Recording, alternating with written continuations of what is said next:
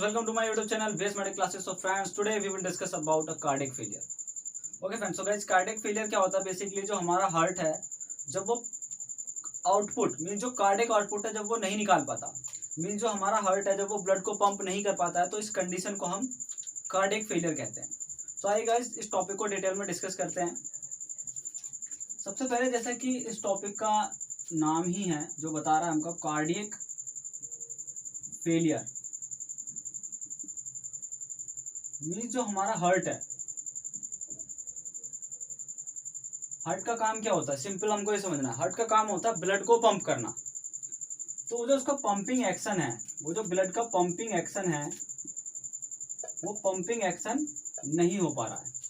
तो इसका मतलब हमारा हार्ट फेल हो चुका है, हमारा हार्ट काम नहीं कर रहा है. ठीक है. तो बेसिकली क्यों हो रहा है? इसके बहुत सारे कारण हो सकते हैं. जैसे कि मेन इसका कारण होता है कि या तो कोई MI हुआ है ना, या फिर कोई क्रॉनिक डिसीज है. तो बहुत सारे कारण हो सकते हैं. मीन्स कोई भी कार्डियक डिसीज आपकी कार्डियक फेलियर करा सकता है ना. कोई भी डिसीज है आपकी, वो कार्डियक फेल करा सकती है. कुछ इसके अंदर सिम्टम्स देखने को मिलते हैं, जैसे कि आपका पल्मोनरी कंजेशन देखने को मिलता है, सिस्टमिक कंजेशन देखने को मिलता है. तो कुछ इस तरीके की चीज़ें देखने को इसके अंदर मिलती हैं. और बेसिकली कार्डियक फेलियर में एक सिम्टम और होता है कि कार्डियक आउटपुट जो है आपका बहुत ज़्यादा लो हो जाता है. ठीक है. सो गाइस, बेसिकली जो कार्डियक फेलियर है, इसको समझने से पहले हमको हार्ट का बेसिकली एक सिंपल एक स्ट्रक्चर समझना है कि कैसे ब्लड फ्लो होता है. हार्ट किस तरीके से एरोटा के अंदर ब्लड डालता है, क्या लेफ्ट वेंट्रिकल किधर है, राइट वेंट्रिकल किधर है, इस सबको हम एक सिंपल स्ट्रक्चर से समझने की कोशिश करते हैं. सिंपल हम पहले अभी सर्कुलेशन समझेंगे कि कैसे हमारा सर्कुलेशन होता है यहाँ पर. तो यहाँ पर मैं बिल्कुल सिंपल लेकर के चलूंगा लेक्चर. ये ब्लॉक वाइज समझेंगे. ये हमारा हार्ट है. जैसे कि आप सभी जानते हो, हार्ट के अंदर 4 चैम्बर होते हैं. बहुत सिंपल रखेंगे आज का लेक्चर. तो यहाँ पर देखिए, जो ये वाला साइड है, ये आपका लेफ्ट साइड है. तो ये हो जाएगा हमारा लेफ्ट एट्रियम, ये हो जाएगा हमारा लेफ्ट वेंट्रिकल. इस साइड हमारा प्योर ब्लड रहता है, ऑक्सीजनेटेड ब्लड रहता है. ये हो जाएगा हमारा राइट एट्रियम, ये हो जाएगा हमारा लेफ्ट एट्रियम. ठीक है. सिंपल रखेंगे लेक्चर. तो यहाँ पर देखिए, अब बेसिकली इसमें एरोटा को मैं समझाता हूँ आपको. देखिए, जो आपको जो बुकिश डायग्राम मिलेगा वो अलग है, लेकिन जो कंसेप्ट निकल करके आएगा वहीं से आएगा, यहीं से आएगा निकल करके, कि किस तरीके से एक सर्कुलेशन बन करके आ रहा है. ठीक है ना. तो यहाँ पर देखिए, सिंपल मैं आपको एरोटा के थ्रू समझाता हूँ. गाइज, यहाँ से हमारा एरोटा निकलता है इस तरीके से. ये हमारा एरोटा है. ये इस तरीके से इसकी एक ब्रांचेस ऊपर जाती है और ये नीचे इधर सर्कुलेशन में आ जाता है. यहाँ पर ये अपनी ब्लड सप्लाई देता है. ठीक है. अब यहाँ पर सिंपली आप ये मान करके चलिए, यहाँ पर कोई सेल है. ठीक है. यहाँ से ये ऑक्सीजनेटेड ब्लड आया, इसने इस सेल को दिया. अब ये ऑक्सीजनेटेड ब्लड आपका कन्वर्ट हो जाता है CO2. मीन्स यहाँ पर जब इसने ऑक्सीजन ले लिया इस ब्लड से, तो अब यहाँ से CO2 रिलीज कर देगा, और ये CO2 रिलीज होकर के कुछ इस तरीके से आपकी जाएगी. तो यहाँ पर ये वेना कावा आ जाता है हमारा. एक इंफीरियर वेना कावा होता है, एक सुपीरियर वेना कावा होता है. तो इसका जो है फ्लो वो यहाँ पर जाएगा इस तरीके से. सिंपली आप ये देखिए, स्ट्रक्चर समझने की कोशिश करना. ये आया इधर. ठीक है. इसमें एक ब्रांच आपकी ऊपर से और आकर के जुड़ेगी.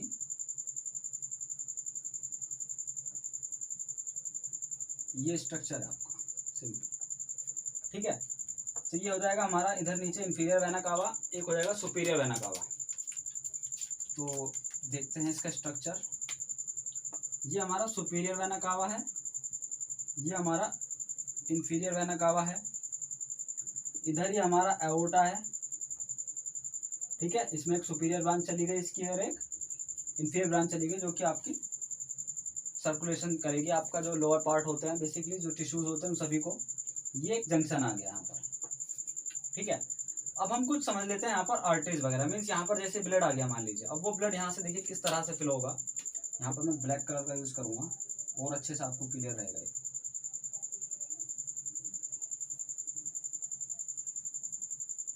ये कुछ इस तरीके से यहाँ पर आपका आ जाता है ये. सो गाइस, बेसिकली इसके अंदर जो होता है हमारा, वो डीऑक्सीजनेटेड ब्लड होता है, इम्प्योर ब्लड होता है इसके अंदर. ठीक है। तो ये बेसिकली यहाँ पर ये पल्मोनरी आर्टरी, इसका जो नाम है यहाँ पर वो पल्मोनरी आर्टरी है, ठीक है।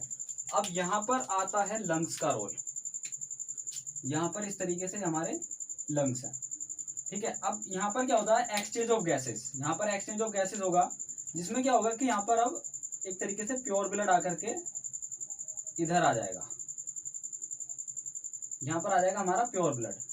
तो यहाँ पर एक तरीके से जंक्शन बना, तो जो यहाँ पर जो हमारा CO2 था, ये सर्कुलेशन बहुत ज़्यादा जरूरी है आपके लिए समझना, तभी आपको कार्डियक फेलियर समझ में आएगा, ये बिल्कुल बेसिक है, ठीक है ना। तो यहाँ पर सिंपल जो CO2 था वो हमारा ऐसे लंग्स में गया, ठीक है, और यहाँ पर हमने जो एयर लिया उसमें जो हमारा ऑक्सीजन आया बेसिकली, ये इस तरीके से ये ऐसे करके यहाँ पर आया, फिर ये हमारा इसमें जाता है। तो सिंपल मैं कुछ एरो बना देता हूँ आपके लिए, है ना। तो यहाँ पर ये हमारा इम्प्योर ब्लड है, ये वाला, ये कुछ इस तरीके से समझिए आप, ये इम्प्योर ब्लड है हमारा, यहाँ से ऐसे आता है, फिर नीचे आता है, फिर इधर आता है, फिर ये इस तरीके से आपका पल्मोनरी आर्टरी। तो गाइज ये वाला जो स्ट्रक्चर है इसको कहते हैं पल्मोनरी वेन, ठीक है। तो ये वाला जो स्ट्रक्चर हो गया ये हमारा राइट एट्रियम है, ये हमारा राइट वेंट्रिकल है। तो हमने बेसिक स्ट्रक्चर समझा। अभी इसको देखिए मैं आपको और डिटेल में समझाता हूँ कि किस तरीके से सर्कुलेशन होता है। गाइस सबसे पहले आप यहाँ से मान करके चलिए, सिंपल हमारा ये ऑक्सीजनेटेड ब्लड लेफ्ट वेंट्रिकल में आता है। यहाँ पर ये जो आप देख रहे हो जो गैप, इसको कहते हैं गाइस सिंपली मिट्रल वॉल, ये होती है हमारी बाइकस्पिड वॉल। मैं यहाँ पर लिख रहा हूँ, इसको याद रखना आपको, ये हमारी मिट्रल वॉल, इसका नाम होता है बाइकस्पिड वॉल, इसको बाइकस्पिड वॉल कहते हैं। अभी लिख लीजिए आप अपने नोटबुक पे, वरना बाद में शॉर्ट टर्म भूल जाओगे। ये मिट्रल वॉल है, इसको बाइकस्पिड वॉल कहते हैं, ठीक है। यहाँ पर होती है हमारी ट्राइकस्पिड वॉल, ठीक है। तो इस ट्राइकस्पिड वॉल है यहाँ पर सिंपल हमारा ट्राइकस्पिड वॉल। तो यहाँ पर ब्लड आता है मिट्रल वॉल के थ्रू, ब्लड यहाँ पर आता है, अब जो लेफ्ट वेंट्रिकल है पंप करेगा, सिंपल समझिए, ये लेफ्ट वेंट्रिकल जैसे ही पंप करता है ये जो मिट्रल वॉल है बंद हो जाता है, और जो ब्लड है आपका वो एरोटा में चला जाता है, एरोटा में जाएगा इस तरीके से, और फिर वो सर्कुलेशन में जाएगा आगे। और सिंपली यहाँ पर एक्सचेंज ऑफ गैसेस हुआ, यहाँ पर सिंपली टिश्यू को इसने सप्लाई किया ऑक्सीजन, यहाँ से जो इम्प्योर ब्लड आया, जो impure blood means deoxygenated blood था जिसके अंदर CO2 था, वो सीधा सीधा आप सिंपल मान के चलिए वेन्स में जाता है, वेन्स से मिलकर के सीधा सीधा यहाँ पर वेना कावा में चला जाता है वो, ठीक है। Inferior vena cava, superior vena cava, ये अपर पार्ट से ब्लड लेकर के आ रहा है, बेसिकली जो जुगुलर वेन वगैरह होती हैं उन सब से, अभी बहुत बड़ा रोल है इसका आगे। तो इस तरीके से हमारा ब्लड लेकर के राइट एट्रियम में आता है, राइट एट्रियम के बाद ब्लड हमारा राइट वेंट्रिकल में आता है। राइट वेंट्रिकल में आने के बाद फिर जब हमारा राइट वेंट्रिकल पंप करता है तो ये ब्लड हमारा इस तरीके से ऊपर आपका पल्मोनरी आर्टरी में जाता है, और फिर ये लंग्स में जाकर के यहाँ पर एक्सचेंज ऑफ गैसेस होता है बेसिकली। तो ये था एक सिंपल मैकेनिज्म कि जो आपका हार्ट है वो किस तरह से काम करता है, ठीक है। अब ये फेल कैसे होता है, किस तरीके से होता है, इसको समझते हैं। देखिए सिंपली कितने टाइप का कार्डियक फेलियर हो सकता है आपको मैं यहाँ पर सिंपल अभी बता देता हूँ, फिर हम मैकेनिज्म डिस्कस करेंगे इसका डिटेल में नेक्स्ट वीडियो में। अभी बस आप इसके टाइप समझिए। देखिए कार्डियक फेलियर जो है यहाँ पर ये 3 टाइप का है। एक तो है आपका लेफ्ट वेंट्रिकल फेल हो सकता है, तो लेफ्ट वेंट्रिकुलर फेलियर। एक आपका राइट वेंट्रिकल फेल हो सकता है, तो राइट वेंट्रिकुलर फेलियर। एक आपके दोनों फेल हो सकते हैं, तो इसको निकाला यहाँ पर सिंपल मैंने लिख दिया बोथ, ठीक है। तो ये इस तरीके से 3 टाइप्स का आपका कार्डियक फेलियर हो सकता है ना, होता है बेसिकली। अब इसको समझते हैं कि अगर लेफ्ट वेंट्रिकल फेल होगा तो क्या होगा, राइट वेंट्रिकल फेल होगा तो क्या होगा, अगर ये दोनों फेल होंगे तो क्या होगा, ठीक है। तो सिंपल आप ये समझ करके चलना, हमेशा याद रखना। देखिए बहुत पॉइंट की बात है ये, इसको आप मिस मत करना प्लीज। देखिए अगर कभी भी लेफ्ट वेंट्रिकल फेल होगा तो आपका पल्मोनरी कंजेशन होगा। क्यों होगा पल्मोनरी कंजेशन? जब लेफ्ट वेंट्रिकल फेल हो जाएगा, ये ब्लड को आगे पंप नहीं कर पा रहा, इसके अंदर तो ब्लड आता जा रहा है, इसके अंदर ब्लड बढ़ता जा रहा है। अब जब ये लेफ्ट वेंट्रिकल पंप नहीं कर रहा है, ब्लड आगे की तरफ नहीं भेज रहा है, तो ब्लड बैकफ्लो मारेगा ऊपर की तरफ, उड़े जाएगा आपका लंग्स में। यहाँ ये समझने की कोशिश कीजिए, देखिए सिंपल समझिए। ये लेफ्ट वेंट्रिकल पंप करता है इस तरीके से, अब ये पंप नहीं कर रहा है ना। जब ये पंप नहीं करेगा तो ब्लड यहाँ पर भरेगा, एक टाइम तक तो भरेगा, कोई सिम्टम नहीं आएगा। लेकिन क्या होगा कि जैसे ही ओवरफ्लो होने लगेगा यहाँ पर, उसकी वजह से क्या होगा कि जो ब्लड है वो आपका बैकफ्लो मारेगा आपका पल्मोनरी वेन में, पल्मोनरी वेन से ब्लड पहुंचेगा आपका लंग्स में। ठीक है, अब लंग्स में वहां ब्लड पहुंचेगा तो वहां पर क्या हो जाएगा, कंजेशन हो जाएगा बेसिकली। बहुत सिंपल कंसेप्ट है।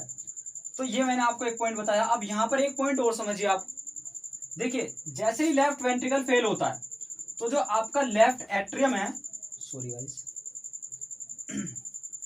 देखिए दोबारा ले रहा हूँ, यहाँ पर थोड़ा सा कुछ पैर में दिक्कत आ गई थी, है ना, sorry for disturbance.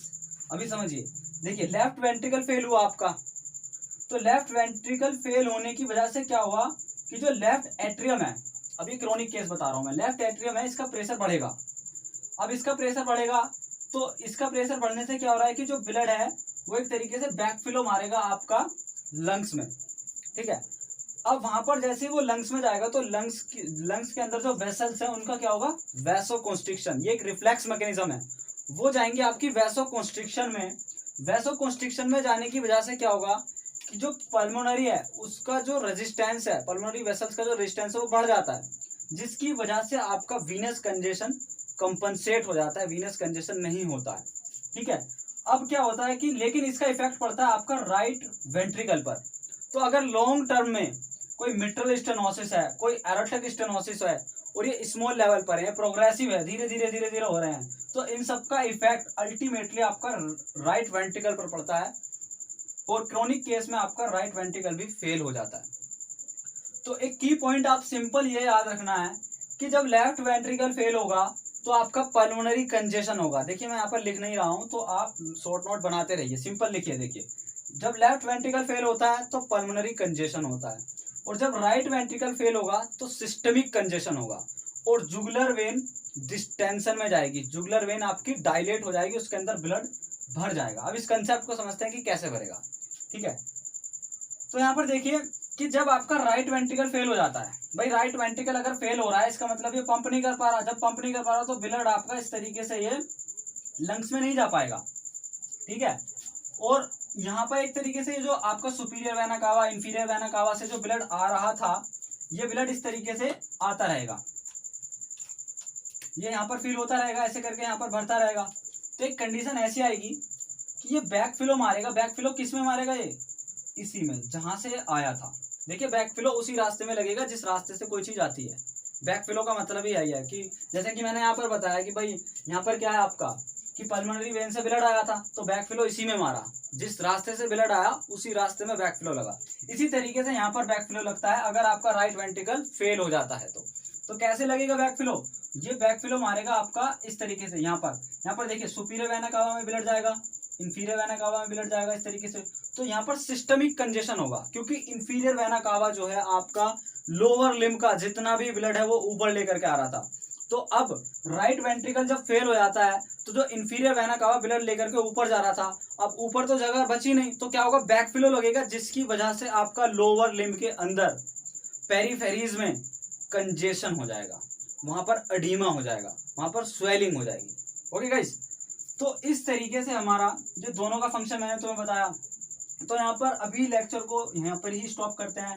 Next lecture के अंदर हम डिस्कस करेंगे पैथोफिजियोलॉजी, एक मैकेनिज्म, कंपनसेटरी मैकेनिज्म, और भी काफी कुछ है अभी इसमें डिटेल में कि किस तरह से और क्या क्या कारण हो सकते हैं आपके कार्डियक फेलियर के। तो वो सब डिस्कस करेंगे नेक्स्ट लेक्चर में, क्योंकि अभी वीडियो काफी ज्यादा लंबा हो जाएगा तो फिर मुझे अपलोड करने में प्रॉब्लम आती है। सो गाइज, यदि ये वीडियो आपको अच्छा लगा तो आप वीडियो को लाइक कीजिए और सिंपली कमेंट करके बताइए कि आप नेक्स्ट पार्ट चाहते हो या नहीं चाहते हो। Okay friends, so guys thank you so much for watching this video. Thanks a lot.